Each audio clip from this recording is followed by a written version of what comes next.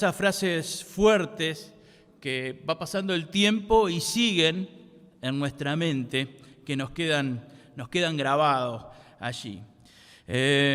No recuerdo si alguna vez compartí esto con ustedes, pero el Señor puso en mi corazón, cuando fui a hablar de este tema, el recordar esta frase. Y me pareció bueno compartirla con ustedes. No es una frase de la Biblia, pero la voy a compartir en esta mañana a manera de introducción. Yo le voy a dar la mitad de la frase y ustedes van a tratar de completar la frase. Y después yo le voy a decir cómo decía esa frase completa. La frase decía: nuestro amor ardió con tanta fuerza que... ¿Cómo completarían esta frase? ¿Cómo piensan que termina esta frase? ¿Cómo sigue? ¿Qué fue lo que leí en esta frase que me quedó, que me duró tanto tiempo en la mente? ¿Alguien se anima? ¿Qué? Que se apagó. Otros la ven. ¿Qué más? Que nos hizo comprometernos, que nos condujo a comprometernos. Podemos terminarla de 10.000 maneras distintas. Nuestro amor ardió con tanta fuerza que nunca te voy a olvidar. Que duró para siempre. Nuestro amor ardió con tanta fuerza que duró para siempre. Nuestro amor duró con tanta fuerza que nos quemamos. También puede ser. Cada uno la puede completar como quiera. Y saben que cada uno la va a completar como esté su estado de ánimo también. Porque esta frase se puede completar para arriba o se puede completar para abajo. Pero yo le voy a mostrar la frase como la leí y que me golpeó tanto en su momento. Nuestro amor ardió con tanta fuerza que se consumió antes de lo pensado. Un poco como dijo la hermana Celia por allá atrás. No sé qué les pasa a ustedes con esta frase, pero a mí me deja un sabor amargo. Porque por un lado está ese amor que arde, pero por otro lado está ese amor que se termina, que se consume, ¿no? Es que todos de alguna manera queremos que el amor perdure, que el amor siga en el tiempo, que el amor crezca cada vez más, que el amor sea cada vez más intenso y que el amor nunca se interrumpa. Y esto lo queremos siempre en nuestra relación con nuestro esposo, con nuestra esposa. Siempre queremos que nuestro amor siempre crezca. Lo queremos también en nuestra relación con nuestros hijos. Siempre queremos que el amor crezca entre nosotros. Lo queremos en nuestra relación con nuestros hermanos, nuestras hermanas, con nuestros padres, con nuestros hermanos de la iglesia. Pero esta frase me hizo pensar y me puso en alerta. Y les diría que hasta me puso en alerta roja, porque es esas frases que nos pegan fuerte. ¿Se puede terminar un amor que arda muy fuerte? ¿Se puede terminar en algún momento? Esa intensidad del amor no debería hacer que ese amor se potencie y siga creciendo cada día más. Hace unos cuantos meses atrás me encontré con un compañero de trabajo. Habíamos trabajado hacía muchos años y era una persona que ya hacía tiempo que no la veía. Y era de esas personas que por pasar tanto tiempo juntos en el trabajo ya éramos amigos de alguna manera, ¿no? Y hablábamos de temas y compartíamos temas que de repente uno no comparte con solamente compañeros. Ya era una relación de amistad. Y cuando nos encontramos, nos saludamos, empezamos a hablar sobre nuestras vidas y le pregunté por su esposa y le pregunté por sus hijos.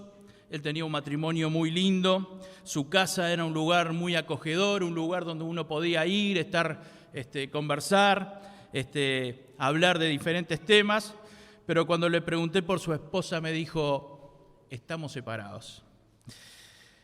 Y me llamó la atención porque yo lo conocía a él, conocía a su esposa. Claramente eran el uno para el otro. Aparte de los dos eran personas con muy buenos valores, criados, si bien no eran cristianos, habían sido criados con buenos valores, sobre todo los valores familiares. Y como me llamó la atención, le dije, bueno, ¿qué pasó? Y me dice, en realidad no pasó nada. No pasó nada grave. No pasó nada grave con ella y no pasó nada grave conmigo. Pero muchos años juntos hubo una relación que se fue desgastando. Y la rutina, no supimos manejar ciertas cosas, empezamos a no entendernos bien en algunas cosas que tienen que ver con la casa, con el hogar, con los hijos. No pasó nada grave, pero el amor se fue terminando. Entonces le digo, y bueno, ¿y qué pensás hacer ahora? Y me dice, ahora no pienso hacer absolutamente nada. Los dos estamos solos. Ninguno buscó otra pareja ni nada. Dice, y yo tengo la esperanza de poder volver, de poder rehacer el matrimonio. Y bueno, de esa conversación por lo menos me quedó la esperanza de que el deseo era poder volver y de poder seguir esa relación. Porque, como decimos siempre, donde hubo fuego, cenizas quedan, ¿no?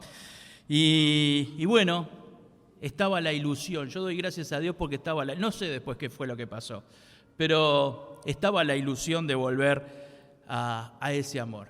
Ahora, todo esto, esta frase y esto que pasó con este hombre, me llevó a recordar algo de la Biblia. Y me sirve para hacer la introducción de lo que vamos a ver en esta mañana en la palabra del Señor. En Apocalipsis capítulo 2 habla de un amor que fue desapareciendo, un amor que se fue terminando. Y es el amor de una iglesia hacia Jesucristo. Dice la palabra de Dios, escribe al ángel de la iglesia en Éfeso, el que tiene las 7 estrellas en su diestra, el que anda en medio de los 7 candeleros de oro, dice esto: yo conozco tus obras y tu arduo trabajo y paciencia, y que no puedes soportar a los malos, y has probado a los que se dicen ser apóstoles y no lo son, y los has hallado mentirosos. Y has sufrido y has tenido paciencia y has trabajado arduamente por amor de mi nombre, y no has desmayado. Pero tengo contra ti que has dejado tu primer amor. Pero tengo contra ti que has dejado tu primer amor. Recuerda, por tanto, de dónde has caído y arrepiéntete y haz las primeras obras, pues si no, vendré pronto a ti y quitaré tu candelero de su lugar si no te hubieres arrepentido. Es Cristo el que le está escribiendo esta carta a la iglesia de Éfeso. Y es una carta donde dice muchísimas cosas. Pero hay un tema central en esto que Jesús le está diciendo, en esto que Jesucristo le está diciendo a esta iglesia. Hay un tema central en esto que Jesús le está diciendo a cada uno de los cristianos de la iglesia de Éfeso. Y el tema central de lo que le está diciendo es: has perdido tu primer amor. Ya no me estás amando tanto como me amaste anteriormente. Algo pasó que no está en vos, ese amor que tenías. Es como un llamado de atención de Cristo a la iglesia de Éfeso. Cuando digo a la iglesia está formada por personas.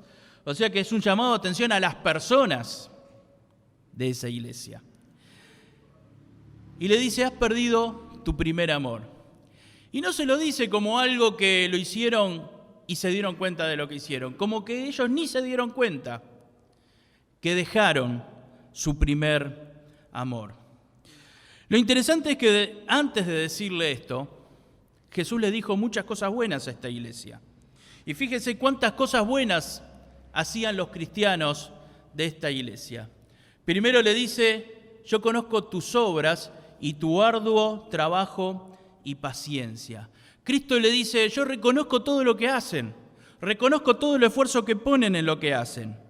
Cuando dice tus obras y tu arduo trabajo, seguramente está hablando de lo que esta iglesia ayudaba a otras personas, ayudaba a los necesitados.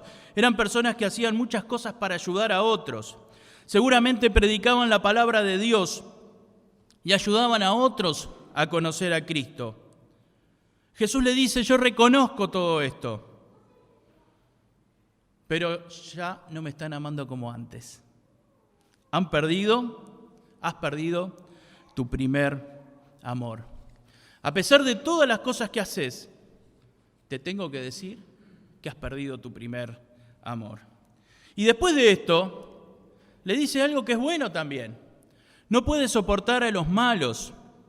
No solamente era una iglesia que trabajaba por los demás, era una iglesia comprometida con la sociedad. Era una iglesia que se hacía sentir denunciando las injusticias que habían en aquella sociedad. Y Jesús le dice, yo reconozco que ustedes levantan la voz y hablan de las injusticias que están sucediendo a su alrededor y de aquellas personas corruptas que están alrededor de ustedes. Pero te tengo que decir que ya no me estás amando como antes. Has perdido tu primer amor. A pesar de declarar el pecado de las personas que están en esta sociedad, igual te tengo que decir que has perdido tu primer amor. Y después de esto también les dice algo bueno. Le dice, has probado a los que se dicen ser apóstoles y no lo son, y los has hallado mentirosos. Ya en aquella época habían algunos que se ponían el nombre de apóstoles, se autodenominaban apóstoles. Vieron que estamos en una época donde uno se autopercibe ciertas cosas y lo demás lo tenemos que ver como que es eso, ¿no? Entonces algunos se autopercibían apóstoles ya en aquella época. Y esta era una iglesia que no se desviaba del camino del Señor y no se dejaba engañar por nuevas doctrinas o por nuevas formas de servir a Dios o de alabar a Dios. Y de alguna manera, todas esas corrientes que habían en aquella época, esta iglesia se mantenía firme y no permitía que esas cosas entraran. Y el Señor lo reconoce esto, pero igual les dice, has perdido tu primer amor. Ya no me estás amando como me amabas antes. Y después agrega algo más, y has sufrido. Evidentemente muchos de la iglesia de Éfeso habían sido encarcelados. En aquella época, en aquella ciudad donde dominaba el Imperio Romano, muchos eran torturados por predicar la palabra de Dios y muchos eran asesinados por el Imperio Romano. Y Jesús reconoce que habían muchos que habían sufrido. Y Jesús les dice, reconozco que muchos han sufrido por predicar mi palabra. Pero te tengo que decir que has perdido tu primer amor, que ya no me estás amando como antes. Podríamos pensar que que todas estas cosas que hacía esta iglesia y todas estas cosas que Cristo resalta de esta iglesia eran una muestra del amor de esta iglesia a Dios. De hecho, eran cosas muy buenas. Ojalá nosotros tengamos todas estas virtudes que tenían ellos. Pero llama la atención que Jesús, a pesar de que considera importante todas estas cosas, le dice, has perdido tu primer amor. Miren, como iglesia podemos hacer muchas cosas buenas. Podemos hacer muchas obras que son muy necesarias. La iglesia puede ser muy influyente en la sociedad, podemos declarar el pecado que hay en nuestra sociedad, declarar las corrupciones que hay en nuestra sociedad. La iglesia puede mantenerse alejada de las nuevas doctrinas que empiezan a haber alrededor nuestro. Podemos llenar la iglesia de personas, podemos incluso hasta ser perseguidos, pero si perdimos nuestro primer amor al Señor, si ya no estamos amando al Señor como lo hacíamos antes, hay algo que está mal en nosotros. Y saben que no solamente Jesús les dice esto, sino les habla del peligro que conlleva el perder el primer amor. En el versículo 5 le dice, recuerda por tanto de dónde has caído y arrepiéntete y haz las primeras obras. Recuerda de dónde has caído. De alguna manera, el perder ese primer amor, el Señor considera que es una caída. Considera que es algo, no están caminando ya bien, ahora se han caído. No dice que están perdidos. No le dice que están perdidos. Le dice que han caído. Les dice que es un paso peligroso el que dieron. Les dice que se han alejado un poco de Él. Pero gracias al Señor, que el Señor, cuando estamos caídos, siempre nos tiende la mano. Y siempre nos trata de levantar. Y a esta iglesia el Señor le tendió la mano. Y esta advertencia le sirvió para poder ver que estaban caídos. No estaban perdidos, estaban caídos, pero se podían levantar. Ahora estamos hablando del primer amor y creo que todos nos preguntamos lo mismo. ¿Qué es el primer amor? ¿En qué consiste ese primer amor? ¿Cuáles son las primeras obras que muestran ese amor a Cristo? El texto no lo dice específicamente, pero podemos entender muchas cosas a través de lo que se nos dice en estos versículos. Seguramente nosotros hoy no lo entendemos, pero cuando Cristo le dijo a la iglesia, has dejado tu primer amor, ellos entendieron lo que el Señor le ha dicho. Y en el versículo 4 dice, has dejado tu primer amor. Y en el versículo 5 les dice, haz las primeras obras. Las primeras obras. Queridos, evidentemente ellos entendieron lo que el Señor le estaba diciendo en ese momento. Seguramente no se habían dado cuenta que ese amor se había enfriado, ese amor a Dios se había enfriado. Un poco como pasaba como mi amigo el que les conté. Quizás el paso del tiempo, quizás no había una cosa puntual, pero de alguna manera, paulatinamente, ese amor se había enfriado. Pero cuando Jesús les dijo, has dejado tu primer amor, ellos seguramente recordaron enseguida cuáles eran las primeras obras que habían hecho y cuáles eran las cosas que el Señor le estaba reclamando en ese momento. Cuando les dijo, haz las primeras obras, seguramente ellos recordaron qué era lo que habían hecho antes y qué había en su corazón antes y que ahora ya no estaban. Ahora yo quiero que en esta mañana nos probemos cada uno de nosotros, que nos miremos cada uno de nosotros para adentro, no al que está al lado, No vamos a juzgar al que está al lado, al que está adelante o al que está atrás. Yo quiero que nos miremos cada uno para adentro. Y yo no digo que el Señor nos diga a nosotros, has dejado tu primer amor. Pero si el Señor te dijera, has dejado tu primer amor, ¿qué tendrías que responderle? ¿De qué estaría hablando? Dios quiera que a ninguno de nosotros nos tenga que decir esto. Pero si el Señor te dijera, has dejado tu primer amor, ¿de qué cosa estaría hablando en tu vida? Queridos, el primer amor es poner a Jesús en primer lugar en mi vida. El primer amor es poner a Jesús en primer lugar en mi vida. No es darle un lugar importante a Jesús en mi vida, es darle el trono de mi vida. Es darle el trono de mi vida. Es dejarlo que Él gobierne mi vida. Volver al primer amor es pensar y vivir de acuerdo a lo que dice la palabra de Dios. Jesús dijo, si me amáis, guardad mis mandamientos.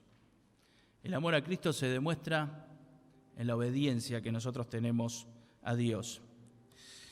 Miren, hoy estamos en una época donde todo alrededor nuestro es estímulo.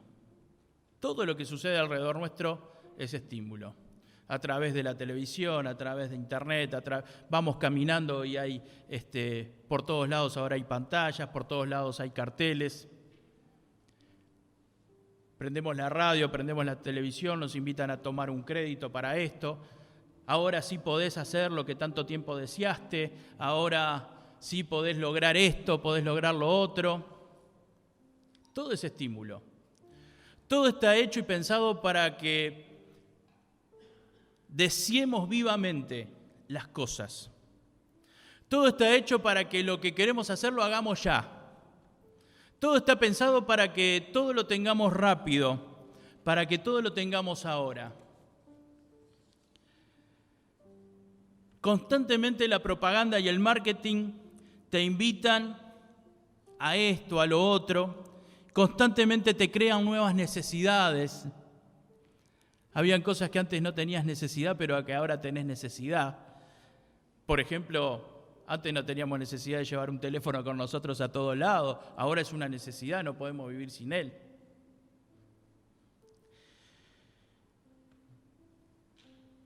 Todas las necesidades que nos presentan, muchas de ellas involucran dinero. Pero todas las necesidades, y absolutamente todas, involucran nuestros pensamientos, nuestra mente, el pensar, el tratar de entender esto que me están ofreciendo.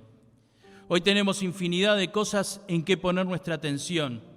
Si nosotros comparamos con lo que vivimos hoy, con lo que se vivía hace 40 años atrás o 30 años atrás, la vida les puedo asegurar que es totalmente distinta. Y todas estas cosas nos ayudan a quitar la atención de Dios. Nos ayudan a quitar la atención de la palabra de Dios.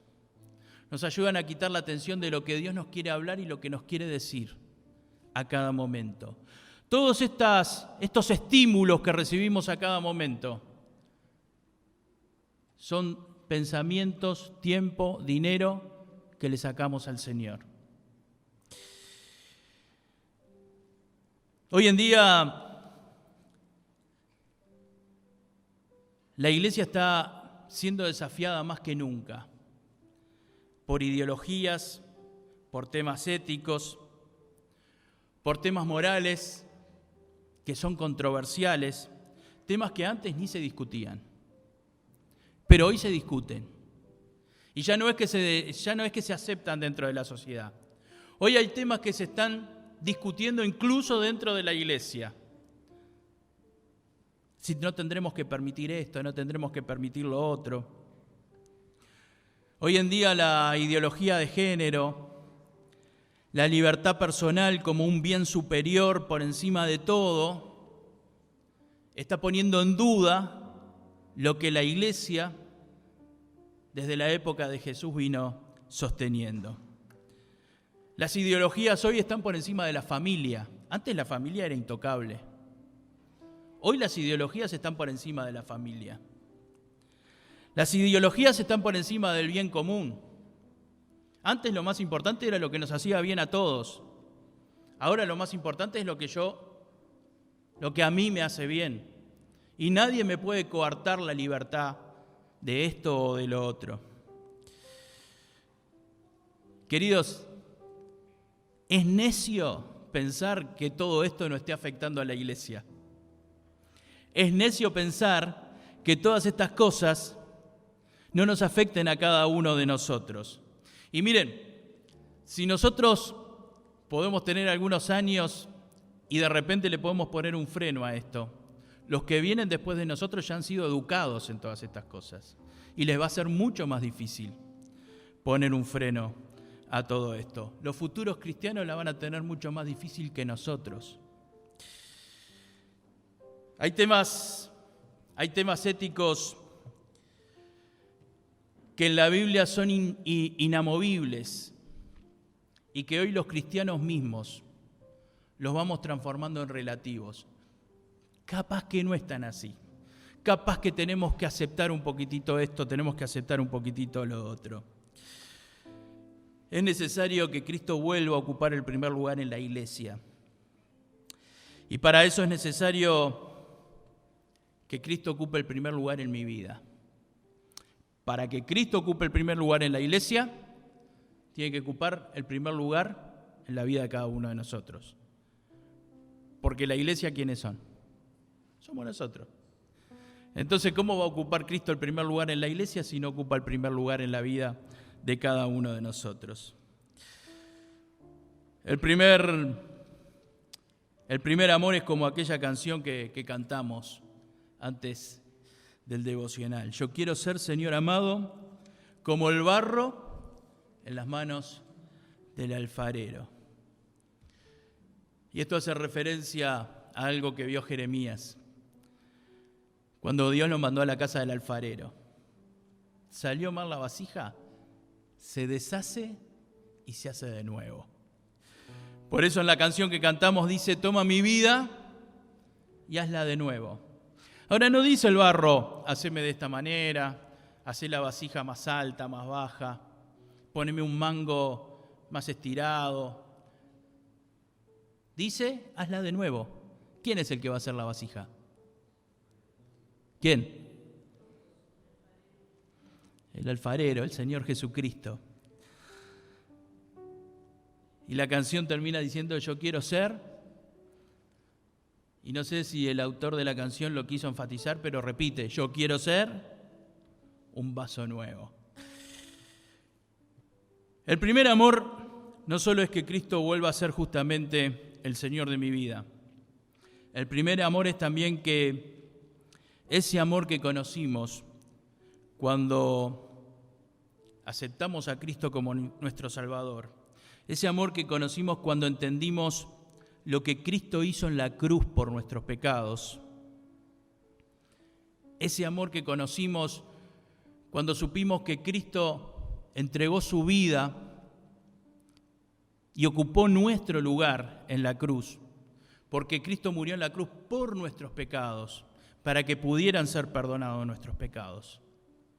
Ese amor que conocimos en ese momento es el amor que tenemos que recordar cada día. ¿Te acordás qué sentiste cuando aceptaste a Cristo como tu Salvador? Quizás algunos hace 50 años que aceptaron a Cristo como su Salvador, otros 40, otros 30, otros 20, otros 10, quizás algunos el año pasado, quizás algunos este año. ¿Pero te acordás qué sentiste cuando aceptaste a Cristo como tu Salvador? ¿Se acuerdan? Nadie me dice que sí ni que no. Entonces no. Algunos dicen que sí. Otros parece que fue hace tanto que ni se acuerdan. Si se acuerdan un día, escríbanlo. Escríbanlo y pónganlo en un lugar seguro. Un lugar seguro que lo puedan ver todos los días. Porque es bueno recordar lo que sentí cuando acepté a Cristo como mi Salvador. Porque recordar lo que sentía cuando acepté a Cristo como mi Salvador me va a ayudar a entender el amor de Dios hacia mí. Y ese amor de Dios hacia mí es el amor supremo. Es el amor más impresionante que podemos conocer. En Romanos 5:8 se nos habla de ese amor. Pero Dios demostró su gran amor al enviar a Jesucristo a morir por nosotros, a pesar de que nosotros todavía éramos pecadores. Dice a pesar de que nosotros todavía éramos pecadores. Queridos, Cristo murió en la cruz por nuestros pecados sin que nosotros lo mereciéramos. No tenemos ningún merecimiento. El amor de Cristo fue un amor desinteresado. El amor que recibimos fue un amor que no merecíamos. Fue un amor que recibimos a pesar de que somos pecadores y como pecadores somos enemigos de Dios. El otro día estaba recordando un libro, una situación en la que un hombre había nacido y vivido en el ateísmo. En el momento en que nació este hombre y los primeros años de su vida, en el lugar donde vivía no existía nadie cristiano y nunca escuchó hablar de Jesucristo, nunca vio una Biblia, nunca le contaron nada, ni siquiera escuchó de Jesús. Y un día una persona le empieza a leer la Biblia y le lee y le dice, somos pecadores, y le muestra en la Biblia lo que dice de que somos pecadores. Y le lee que Dios perdona nuestros pecados. Y este hombre realmente se da cuenta que es un pecador, a pesar de que nunca había leído la Biblia, nunca había escuchado hablar de Jesús, se da cuenta que es un pecador. Y este hombre por primera vez en su vida, a pesar de que ya era un hombre grande, por primera vez en su vida estaba escuchando de Cristo, estaba escuchando de la muerte de Jesús en la cruz por nuestros pecados, estaba escuchando del amor de Dios hacia nosotros. Y este hombre que por primera vez escuchaba de Cristo, abrió su corazón y entregó su vida a Cristo y le pidió perdón a Dios por sus pecados. Y este hombre, después que entregó su vida a Cristo, después que hizo esa oración, después que le habían leído la Biblia, le dijo al que le había leído la Biblia, si yo fuera Dios y Dios fuera yo, nunca lo hubiera perdonado. Nunca hubiera tenido el poder para perdonarlo. Entendió claro lo que es el amor de Dios. Ese es el amor que nos llevó a pedir perdón por nuestros pecados. Es el amor que conocimos y que aprendimos de Cristo. Es ese amor que llevó a arrepentirnos y a poner al Señor en primer lugar en nuestra vida y nos llevó a ser sus discípulos. ¿Qué le dice Jesús al final entonces a esta iglesia? Le dice, recuerda por tanto de dónde has caído. No te voy a dejar ahí caído. Te voy a pedir que recuerdes, porque yo quiero levantarte. Porque yo quiero que vuelvas al primer amor. Recuerda, por tanto, de dónde has caído y arrepiéntete y haz las primeras obras. Queridos, estaban caídos, pero no estaban perdidos. Habían caído, pero no estaban perdidos. Estaban caídos, pero estaban dentro de la iglesia de Dios. Caído es un paso antes de estar perdido, pero no estaban perdidos. Miren, hay una cosa que lo enseña Jesús en sus enseñanzas en los evangelios y nos enseña a Dios a lo largo de la Biblia. Dios nunca humilla al caído. Dios nunca humilla al caído. Dios lo que hace siempre con el caído es tenderle la mano para levantarlo. Lo enseñó, por ejemplo, en la parábola del buen samaritano. A pesar de que ese hombre no tenía ninguna obligación con ese hombre que estaba caído porque lo habían robado, porque lo habían golpeado, a pesar de que no tenía ninguna obligación para con él, lo levantó. Le curó las heridas y lo ayudó a salir adelante. Siempre lo que nos enseña Cristo es que Él levanta al caído. Dios nunca humilla al caído. Dios siempre le tiende una mano. Lo mira, lo espera que se arrepienta, por eso le dice, y arrepiéntete. Espera que se arrepienta y lo levanta. Por otro lado, Jesús le dice, o mejor dicho, por otro lado no, sino como ya dije, Jesús le dice, arrepiéntete. Este verbo arrepentirse viene del latín y la primera parte de la palabra en latín indica volver atrás. Hiciste un camino y arrepentirse es volver atrás. Hay algo que estuvo equivocado un rumbo que tomamos que estaba equivocado, y arrepentirse es volver atrás. Y lo bueno es que Dios siempre nos da la oportunidad de volver atrás. ¿Qué pasa si no existiera la oportunidad de arrepentirse y volver atrás? ¿Qué pasaría si no existiera la oportunidad de arrepentirse y volver atrás? Yo por lo menos estaría en el horno. No sé ustedes. Y dije en el horno porque si hubiera dicho estoy frito, vieron que ahora con el tema de las grasas y todo eso sería peor todavía. Mejor estar en el horno y no que estar frito. ¿Cómo estaríamos si no tuviéramos la oportunidad de arrepentirnos? Has dejado tu primer amor. Recuerda, por tanto, de dónde has caído y arrepiéntete y haz las primeras obras. El Señor le invita a volver a ese primer amor, a renovar su compromiso con Cristo, a renovar el compromiso quizás después de habernos amoldado a las costumbres,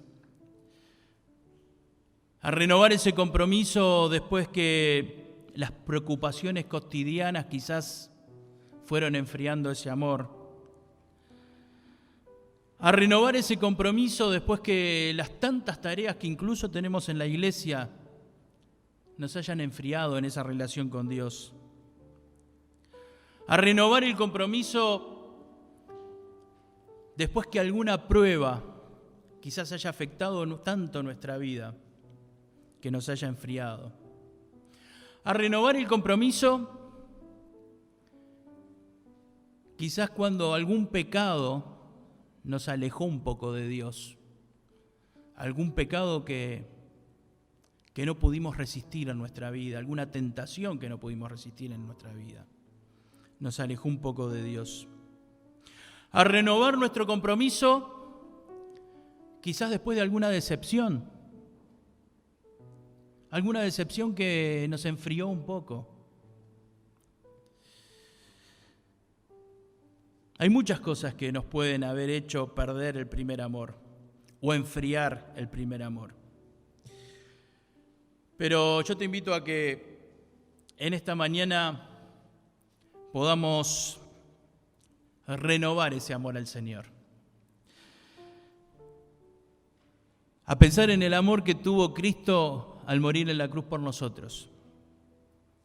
Entender ese amor y aprenderlo para nuestra vida.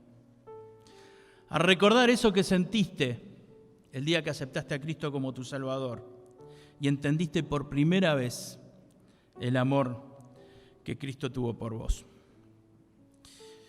Yo te invito a hacer las primeras obras, como dice el Señor. Vamos a orar y vamos a ponernos en la presencia de Dios. Yo quiero dejar bien en claro algo. Yo no estoy acusando ni a la iglesia ni a nadie de haber dejado el primer amor.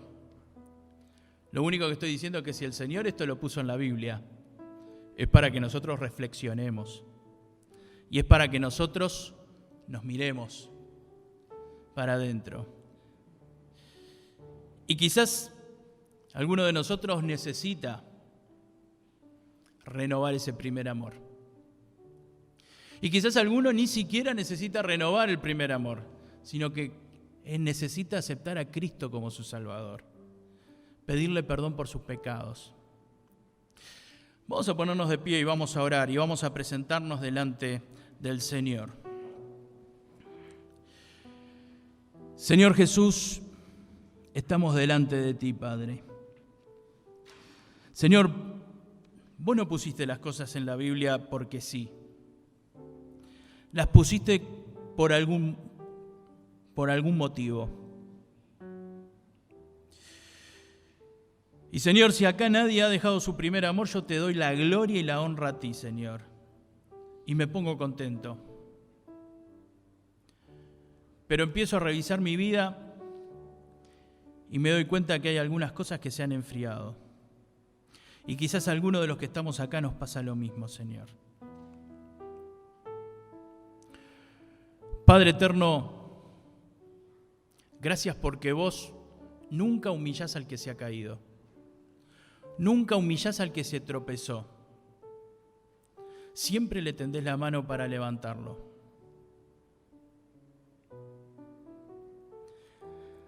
Señor, ayúdanos a darnos cuenta si en este momento estamos caídos. Si hemos perdido aquel primer amor. Y ayúdanos a volver, Señor. De nada sirve entender que hemos perdido el primer amor si no volvemos al primer amor. Por eso te pido que nos des sabiduría, Señor. Nos des humildad para arrepentirnos, Señor. Y para volver. Para hacer las primeras obras, como dijiste, Señor. Padre eterno, que cada uno de nosotros nos podamos revisar y nos podamos escudriñar a nosotros mismos. Y yo sé que a cada uno de nosotros vos nos estás diciendo cosas distintas. Cosas que tienen que ver con ese primer amor. Padre, que cada uno de nosotros podamos serte fiel en poder responder a lo que vos nos estás mostrando en este momento. Y podamos volver al primer amor. Y Señor, si hay alguien que en esta mañana está en este lugar y todavía no ha abierto su corazón a ti, lo ponemos en tus manos también. Señor, como lo vimos en esta mañana, vos no humillás al caído. Vos levantás al caído. Pero para eso es necesario ponerse en tus manos. Señor, si hay alguien que necesita el perdón de sus pecados por primera vez en este lugar, Señor, que pueda entregarse a ti, que pueda abrir su corazón a ti, que pueda buscar, Señor, esa amistad contigo, Señor, que pueda poner su confianza en ti, que pueda reconocerse como pecador y que pueda pedirte perdón por sus pecados. Nos encomendamos en tus manos, Padre. Y Señor, que podamos disfrutar de la reconciliación contigo, Señor, y el poder volver a estar delante de ti con nuestro amor pleno, sirviéndote, honrándote y glorificándote como vos solo mereces. Gracias, Señor, en el nombre de Jesús. Amén.